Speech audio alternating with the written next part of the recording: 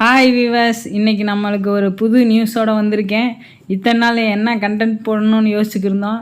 இப்போ எங்களுக்கு கண்டென்ட் கிடச்சிருச்சு. இப்போ மாட்டாஸ்தில் நாங்கள் ரீசெண்டாக ஊசி போட போனோம். அப்போ நம்ம எப்பயும் போனோடனே ஃப்ரீயாகவே ஊசி போடுவாங்க, போட்டுக்கிட்டு நாங்கள் வந்துடுவோம். இந்த தடவை டாக்டர் என்ன சொன்னார்னா 175 ரூபா கட்டினீங்கன்னா உங்களுக்கு பொட்டைக்கண்டு ஊசி போடுவோம் அப்படின்னு சொன்னார். இந்த மாதிரி ஸ்கீம் வெளியே நம்ம வாங்கி போட்டோம்னா அப்படி கிடைக்குது. அதுக்கு 1000 500 செலவழிக்கணும். நம்மளுக்கு வெறும் 175 ரூபாய்க்கு பொட்டைக்கண்டு தான் நம்மளுக்கு பிறக்கும், ஆரோக்கியமாக பிறக்கும் அப்படின்னு கன்ஃபார்மோடு நம்ம இருக்கலாம். அதுக்காக இந்த ஊசி போடுங்க. மாட்டாஸ்பத்திரி உங்கள் வீட்டுக்கு பக்கத்தில் மாட்டாஸ்பத்திரி இருந்துச்சுன்னா உங்கள் ஊர்லேயோ எங்கே இருந்தாலும் அங்கே போய் விசாரிங்க. அடுத்து இப்போ விதையெல்லாம் வாங்கியிருக்கேன். அந்த விதையெல்லாம் உங்களுக்கு அப்புறமா காமிக்கிறேன், டாக்டர்கிட்ட போய் வாங்கினதை. இப்போ இந்த டாக்டருக்கு படிச்சுக்கிருக்க பையன் எங்களுக்கு இந்த இதை செஞ்சு பார்க்கணும் அப்படின்னு சொல்லி நம்ம பண்ணைக்கு வந்தாங்க. டாக்டரோடு சேர்ந்து இவர் தான் நம்ம டாக்டரு. இவர் கூட சேர்ந்து இந்த பசங்க பூரா ஒரு குரூப்பாக பூச்சி மருந்து ஊற்றுறது எப்படி, மாட்டுக்கு டேக் அடிக்கிறது எப்படி, இந்த ஆட்டுக்குட்டிக்கு காய் அடிக்கிறது எப்படி, எல்லாத்தையுமே நம்ம பண்ணையில் வச்சு டாக்டர் சொல்லி கொடுத்தாங்க. இந்த மாட்டாஸ்பத்திரியில் இந்த விதை கொடுத்தாங்க. இந்த விதை தட்டைப்பயிறு. அது தட்டைப்பயிறுனா சீம்புல் மாதிரி தான், நம்ம அறுக்க வளர்ந்துக்கிட்டே இருக்கும். அதுக்கு நிறையா தண்ணி கூட நம்மளுக்கு தேவைப்படாது. இன்னொன்று வேலி மசாலு, ஆட்டுக்குட்டிக்கு மாட்டுக்கு ரெண்டுக்குமே நம்ம போட்டுக்கிடலாம். அது நிறையா தண்ணி தேவையில்லை. சும்மா சுற்றி நம்ம வரப்பு ஓரத்தில் வாய்க்கால் ஓரத்தில் போட்டு விட்டோம்னாலேவும் கூவாப்புல் பார்த்துருப்பீங்கள, அதுலேயும் இது சின்ன சைஸ் மாதிரி இருக்கும் வேலி மசாலு.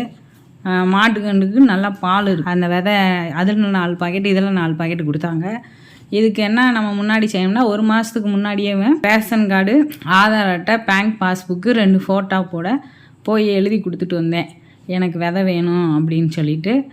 அப்புறம் எனக்கு இப்போ கொடுத்துருக்காங்க. இதை எப்படி நம்ம முளைக்க வச்சு நம்ம விதைக்கணும் அப்படின்றத அடுத்த வீடியோவில் உங்களுக்கு சொல்கிறேன்.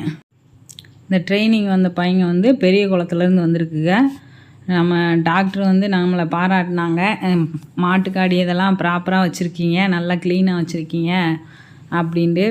அதே மாதிரி நம்ம க்ளீனாக வச்சுக்கிட்டோம்னாலே இந்த வெயில் காலத்தில் அந்த காம்பில் பொக்கலாம் வெடிக்கிறது, புண்ணு வர்றது, இந்த மாதிரிலாம் வரும்.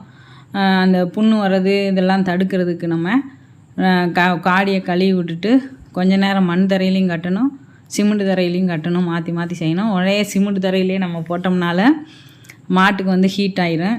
மண் தரையிலே அதுலேயும் மாற்றி போட்டோம்னா நல்லாயிருக்கும். இந்த வெயில் காலத்தை தாக்கு பிடிக்கிறதுக்கு ஒவ்வொரு மாடு இளைக்கும், பயங்கரமாக இளைக்கும். அந்த மாட்டுக்கு நம்ம கத்தாழை இருக்குது பார்த்திங்களா, இது சோத்து கத்தாழை, அதோடைய உள்ளே இருக்கிற சோறை மட்டும் எடுத்து அந்த மாடுகளுக்கு போட்டோம்னா நல்லா குளிர்ச்சியாக இருக்கும். இந்த காம்பு புண்ணும் ஆறும். அதுக்கப்புறம் ரொம்ப இளைச்சிக்கிட்டு படுத்து இருந்துச்சுன்னா நல்லா அந்த சணல் சாக்கை நனைச்சி அந்த மாட்டுக்கு பொத்தி விட்டோம்னா அது பாட்டுக்கு இழப்பு கொஞ்சம் குறையும், குளிர்ச்சி கிடைக்கும். நிறைய பால் பீச்சுற மாடு அதிகமாக இந்த செர்சி மாடுன்னு சொல்லுவாங்க. அந்த செர்சி மாடு தான் நல்லா நாக்கை தொங்க போட்டுக்கிட்டு இளைக்கும். அதுக்கு தான் நம்ம இந்த சாக்கை நனைச்சி போடணும். இந்த காய் அடிக்கிறது எதுக்கு அடிக்கிறாங்கன்னா, இப்போ முட்டு கடாய்க்கு வளர்ப்பு கடாய்க்கெலாம் அடிக்க மாட்டாங்க. இப்போ கறிக்கு நம்ம வளர்க்குறோம்னு வச்சுக்கோங்க, காய் அடிச்சிட்டோம்னா நல்லா கறி ஏறும். அதுக்காக தான் இந்த காய் அடிக்கிறது. இந்த வெயிலை தள்ளி கொடுக்குறதுக்கு நம்ம கம்மங்கூழ் காய்ச்சி ஊற்றலாம். கம்மங்கூழ் காய்ச்சி ஊற்றினோம்னா கொஞ்சம் பின்னாக்கு குறைச்சி போட்டுக்கலாம். பின்னாக்கு மாட்டுக்கு ஹீட்டு தான், அதனால் கம்மங்கூழை காய்ச்சி ஊற்றிக்கிட்டு பின்னாக்கு கொஞ்சம் குறைச்சி போட்டுக்கலாம். நல்லா குளிர தண்ணி அடித்து குளிப்பாட்டி விட்டோம்னா நல்லாயிருக்கும். நம்ம அதை தினமும் கூட நல்லா தண்ணி அடித்து குளிப்பாட்டி விடலாம். இல்லை எங்ககிட்ட தண்ணி இல்லை, குளிப்பாட்ட முடியாது அப்படின்னு நினைக்கிறவங்க குளிப்பாட்டாதீங்க. லைட்டாக தண்ணி அடித்து சூட்டை கிளப்பி விட்டுச்சுன்னா காம்பில் புண்ணு காய்ச்ச நிறையா வந்துடும். அதனால் குளிப்பாட்ட முடியாதுன்னா குளிப்பாட்டாதீங்க. முடிஞ்சிச்சுன்னா நல்லா குளிப்பாட்டி விடுங்க, குளிர தண்ணி அடி. ஓகே வியூவர்ஸ், அடுத்த வீடியோவில் சந்திப்போம். லைக் பண்ணுங்கள், ஷேர் பண்ணுங்கள், கமெண்ட் பண்ணுங்கள், சப்ஸ்கிரைப் பண்ணுங்கள். மறக்காமல் அந்த பெல் பட்டனை தட்டி விட்டுருங்க. Okay viewers.